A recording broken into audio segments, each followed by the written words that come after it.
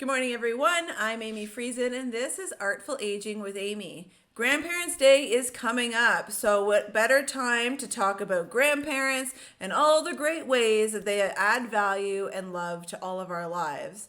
As someone who's been around seniors for the better part of my life, I'm very used to talking and interacting with seniors and actually have much easier times doing that than with my own age group. However, there are definitely those of you who haven't had that much exposure, who are estranged, or the rest in between. Today, I wanted to discuss ways that we can take it upon ourselves to have better communication, more enjoyment, and make lasting memories with the seniors and the grandparents in our lives. Karina Stickle has been a recreation therapist for 18 years and works specifically with older adults and is the host of Engaged in Rec podcast. She interviews individuals and organizations that provide resources and tools to recreation therapists and activity professionals, along with introducing listeners to seasoned professionals. Karina also speaks to relatable and many hilarious experiences that you've definitely encountered while working with older adults in the real life stories from the rec desks, which is something that I'm very interested in because I think that everybody in our profession has a lot of stories. So welcome, Karina. Thanks so much for joining us today. Hello, I'm so excited to be here. It's funny because I'm usually on the other side of this asking the questions. So I'm excited. Thanks for having me. Absolutely. I'm going to ask you all the questions. And I said to Karina before we started our show today, I said we come from very similar backgrounds. So I feel like we'll have a lot to discuss. Specifically, if we have time, let's get into some of those interesting stories from the rec desk. Yeah, absolutely. We all have them. But Karina, can you tell us, why did you first become involved in recreation therapy? And is there a reason that you tend to gravitate towards seniors as opposed to another population? Yeah, I mean, I had the opportunity after high school to go and travel across Canada and volunteer at different places. And one of my placements was in long-term care, in a memory care unit, actually. And that was my first real experience, other than with my grandparents, that I was able to really interact with people and learn all about long-term care. First of all, what was that? And then how do I interact with people who have memory issues at this time? And so I was probably like 18, ready to go to college the next year, wanted to work with kids at this point, and then totally flipped my entire journey. And so after that moment, it was, I want to work with seniors because I feel like they just have all of these amazing stories that they can share with us. They have these experiences.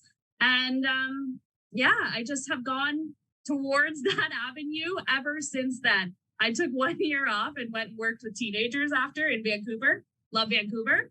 Didn't like working with teenagers. So came right back to older adults. I regret my decisions for working with teenagers. I feel like once you work with seniors, you never go back. I agree. Yeah, there's a lot of us. I mean, I didn't know that I wanted to work with seniors either until the very last class in university, which was psychology of aging. And then I too went into recreation and long-term care and then found my place in retirement living as well. So yeah, it's been a very interesting journey. But I do feel like once you find this industry and you find your spot in this industry, a lot of people don't leave. Yeah. And it's funny though, because thinking back to it, how I wanted to work with children originally, and now I work with older adults, there's a lot of times that you do this intergenerational programming, like what we're going to be kind of talking about today. So it kind of all mixes in, but I do love my older adults. Absolutely. And yeah, for sure it does mix in. And so I find that until recently, many people, in the seniors industry, people in general population have undervalued the role of recreation and activities, specifically in the homes, retirement homes, long-term care homes, group homes. Even some seniors don't really see why socialization in retirement long-term care homes are so important. What have you found to be some of the benefits that we can share with our audience for seniors who engage in rec? Yeah. Oh, I love that. Engage in rec. So, well, I just find that over the pandemic, when there was a lot of isolation going on, people really learned how beneficial recreation is in their lives. And whether that be for your residents or older adults that are living in retirement or long-term care or in the communities, or even myself, like going to not have any of your leisure activities, it puts a strain on your entire body, your mind, your spirit. And so I find that the older adults or residents that um, were living with less things to do, less recreation, it took a toll on them. And they came out of it going, okay, I'm ready to see my friends. I'm ready to see my family. I need to be more active. They just have learned the importance of recreation for sure throughout this time. I mean, on the podcast, we've talked about COVID. Obviously, we're all living it still, Yeah. but we've also talked about the benefits. I say benefits of COVID lightly, but it's done so much, especially for our Yeah. senior population in Zoom programming and recreation and stuff, and also just the realization that you do need social stuff. Even me, my husband was away for 2 weeks with his dad, and I realized how many people I don't talk to in a day. Like, I do talk to my team on WhatsApp and things like that, but Yeah. like there's nobody around, right? My 4-year-old comes home from preschool and she doesn't have much to say. So it's like you realize, how much after you get into a certain rhythm. And so Yeah. that's been important. And I've also, like I said, I've worked in recreation and retirement living for years and years and years. And I think it's so awesome that finally that people are starting to see how important rec is, because I know it, you know it, many other professionals know it, but it's been this like extra thing. It's like, okay, well, if we have time we'll do it or whatnot. And Yeah. apart from folks not realizing the importance of recreation programming, there's also a lot of misconceptions, right? So my personal favorite is I don't want to participate because all they're going to do is bingo and it's an old person's game, right? All the seniors Mm, moving into retirement or long-term care just think that all they do is play bingo all day and they don't want to do that. yeah. So what other misconceptions have you come across? Yeah, definitely the bingo thing. And one huge misconception that I feel like older adults have is I'm too old to do that. And they come in and they see a bocce ball tournament and they're like, I would never do that. I've never done that in the past. I'm not joining in. Or I'm too old to learn something new. Whereas I really love and appreciate the rec professionals that are bringing in classes, bringing in like new things for people to try. Because when you're in retirement, it's not the end. It is your second half of life. Whether you are an active resident in that retirement community, whether you're a caregiver and you're living in the community, in that time of your life, it's your second half. And that's your time to really figure out what you love to do. It's not a time that you can, like, if you want to, you can stay home and watch TV, but there's so many options and friendship building and engagement that you can participate in, like learning new languages. Like people say they're too old to learn a new language, but once they are able to, so many opportunities come available. Like they can create new friendships and socialize with other people. Or sports. I know people are like, I'm not active, I'm not fit enough to do that.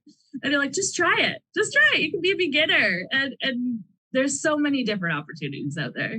I think that might be, you maybe touched on something as well, as that being a beginner thing, because I think I talked about this in another podcast. When I took up yoga, I was like, I'm advanced. And it's like, no, you're a beginner, Amy. Because you think you can do it, right? You think whatever Yeah. it is. And seniors have all this life experience, and maybe, for instance, they weren't a bocce ball player and they feel like they can't pick it up, and then when they do try it, they feel like they can't be a beginner. So I think it's important to say, anybody can be a beginner at anything at any stage, right? And Yeah. it's just important to have a go at it, give it a try. If you don't like it, great. If you do like it, terrific. I think that Yeah. also, with the increased interest in recreation and activity, specifically in retirement homes, it's kind of been stirred a little bit because now, corporate office of retirement now, CEOs and things like that now starting to understand that it is important. It's important for their clientele. A lot of retirement homes want independent seniors to move in, but they have Yeah. to also be able to engage these seniors that are moving in. And so with them kind of lightening the ropes and seeing that lets the recreation therapists and the activity professionals look at different things to do, engage in different things. There's all this tech stuff that's coming up, and it lets them be more creative. Because I remember, almost 20 years ago when I was in rec, my rec box was like this. Like, we didn't do a ton of Yeah. stuff that they do today. And so seeing the things that they're doing today is just awesome, I find. Yeah. My favorite thing is when somebody comes into your retirement community or long-term care, whichever, really looking at what they used to love to do in the past and what they were great at and what brings, like, makes their soul sing. That's what I use all the time. What makes your soul sing? Like, what do you love to do? And then create programming around that. So if somebody was a mechanic in the past and that's what they did for the past 60 years, and now they come into retirement, well, teach people about all of the stuff that's in a car, like, I don't know about that. I'm a beginner at it. But how you talked about becoming a beginner and going into those sessions, it's like people that are joining these sessions all have common interests, right? So it's not like somebody's coming that's not interested in mechanic stuff.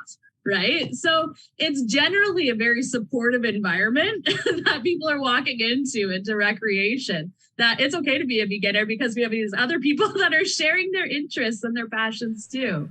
Yeah, you don't generally walk into something and then, Joe Schmo is like, I'm sorry, we're doing something way too advanced for you. That doesn't Can really you imagine? That doesn't really happen and I have never seen, I've never heard, in retirement. Yeah, sometimes there's cliques and things like that, but like you're right. Everybody's kind of welcome. And then, if people, if we have families and seniors watching us on this episode today, it's important to know that even if your loved one or you as a senior feel like that might happen, often there, if you're in a retirement home, there's often a recreation professional there too. So even if you think that might happen, that recreation professional will bring you in. They will make sure you're included. That's like their whole role, right? Not their whole role, but a very large part is making sure people feel comfortable and engaged. And so it's less to be concerned about, right? But people... Absolutely. And I always think of that, if you have an interest in something, somebody else also has that interest. You can never be the only one that has an interest in that. So if you're really interested in baking brownies, like 1,000%, somebody else around you is also interested in that. Yeah. Well, there's even more woodworking shops opening up in retirement living and stuff like that, because the population's also changing as well, right? And so as the population changes, so do what, recreation therapists offer in retirement homes or the community generally. And so, Karina, with the Grandparents' Day coming up, many families would like to interact more with the seniors in their lives, but they're unsure how to do it. And also, as an extra interesting fact, did you happen to know that on average, 4 million cards are sent for Grandparents' Day? And in the past, it's been the highest day for visits in nursing homes, which is great and not great all at the same time. But at least we're acknowledging Grandparents' Day, which is awesome. Karina, can you give us some ideas of what families could do with their loved ones to create meaningful interactions, with the seniors in their lives, with their grandparents? What do you think? Yeah, no, absolutely. Something that I really love and I feel like is really important is creating some sort of kit. And whether that's you bringing that in to your family member or whether the rec professionals are creating these in advance, but having some sort of kit that you're able to engage with. Because I know a lot of times family members go in and they end up just kind of sitting there, right? And then the kids are kind of running around and they're doing their thing. And you really need to have something that they're able to interact back and forth. So if a family member brings in, let's say, a photo album or some trinkets that they've had in their loved one's home forever, or like a favorite recipe or something from their past that they can chat about together to keep them engaged, I think is something that's really important. But I know that in long-term care, retirement, lots of times recreation professionals will create these kits in advance. And so they can be anything from sensory kits to games to word puzzles. And so they're really exciting to be able to just pull it out and start interacting with your grandkids like that. They've got lots of board games there. They've got walking outside. They've got so many different things around the facility. Yeah, for sure. And there's pets there usually as well, and different things like Yeah. that. When I was doing a little bit of research for our show today, one of the things that came up multiple times is passing knowledge, which I think is very important. From a grandparent to their children or their grandchildren.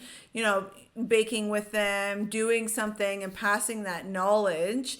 Yeah. Not only is it great for humanity generally, but that really hooks grandchildren in specifically to their grandparents. Wouldn't you say? Yeah. And I was also thinking about different volunteer opportunities, right? Like really connecting with your grandkids on something that they love to do, that you love to do also, but that gives back to the community. And so finding those opportunities, whether that's like getting fundraising for the Heart and Stroke Foundation or Alzheimer's Society, or going on the big bike, or even just like a bake sale, like contributing, baking together, like you said, and then using that to raise funds to do those. Yeah. Yeah, for sure. Also, might I suggest take pictures? I'm a huge on Oh, pictures. We just had my father-in-law pass away unexpectedly, and he was ill, but Eva got to hang out with him for a few days, and she sat in bed with him and stuff, and I took the picture.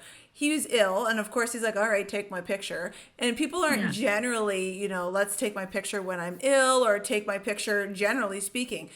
But when you have the opportunity to take the pictures, that's something I missed with my grandparents because it was so young. I mean, I'm dating myself now, but cameras were different then and things like that. Everybody's got a smartphone now and it's so easy. So take the picture. It doesn't matter what it looks like Yeah. necessarily, but take the pictures, I think.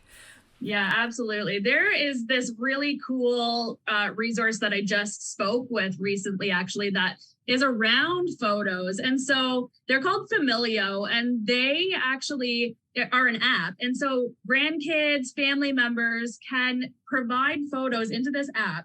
And then the rec professional prints it off, and each person has their own newsletter of their family weekly. Like, how cool is that? So it's like people that don't have Facebook or don't have any of these apps that are online or don't know how to use those. It's an actual like physical photos of your grandkids and what they're up to. And I just think it's so cool. Like there's so many things out there now Super to keep lovely. connected. Yeah, there's so much tech to be able to, integrate into everybody's lives. And, speaking of, your show, we mentioned at the top of the show that you're also a podcaster, which is why you're used to asking the questions. And Yeah. so you're the host of Engaged in Rec. Can you tell our audience a little more about where they can find you, a little bit more about your podcast so that they can tune in? And I'll also include the link in the notes for our show, too. Yeah. So I do Engaged in Rec podcast, and it's totally a hobby just for fun because I absolutely love talking to other recreation professionals, but I also love sharing really cool resources for recreation professionals and activity professionals. So I have the pleasure and opportunity to interview different companies that just have awesome, like, things that they provide to make the lives easier of recreation professionals because we know we're so busy. And so I get to talk to them and learn all about what they offer. But my favorite part is talking to recreation professionals that are just like on the ground running, that have really cool stories to share and their experiences and their passions, and learning about the programs that they haven't done yet, but they would love to do. And I don't, it's just really nice to be able to connect with people that have been there, done that, and are really passionate about it. So I think it's a nice way to highlight other professionals, other recreation professionals specifically for you. And then the same, I kind of do it for the same reason our podcast is that I just want people to get support. I want people to find out about mhm. stuff. And so I think it's really important there. And I do feel like recreation therapists and specifically in retirement living and long-term care are undervalued. So, the more support as a community we can give them, I think anything is better, right? So Yeah. I'm really happy that you do that as well. Can you please let us know how people can get in touch with you if they would like to talk to you about the podcast or where they can find the podcast? Yeah, absolutely. So we are on Spotify, we're on Apple Music, we're on Google Podcasts, we are all over the place. At Engaged in Rec. I'm on TikTok. I've been having a lot of fun with silly TikToks. I'm on Facebook, Instagram, all over the place. Karina Stickle on LinkedIn. Perfect. Yeah. Well, that is awesome. Thank you so much for joining me today. I really appreciate it. It's always a pleasure to talk to you. So I want to again thank you again for coming on. And if anybody is looking for extra information on Karina, we'll have the show notes afterwards as well, and some links to Karina and to the podcast. So thanks again for coming on. Thank you. It's been fun. That's it for today on Artful Aging. I hope that you've enjoyed today's show. If you found value, please like and share with your networks. Remember, support is only one conversation away. Thank you for joining us. From me to all of you, I hope that you have a wonderful Wednesday.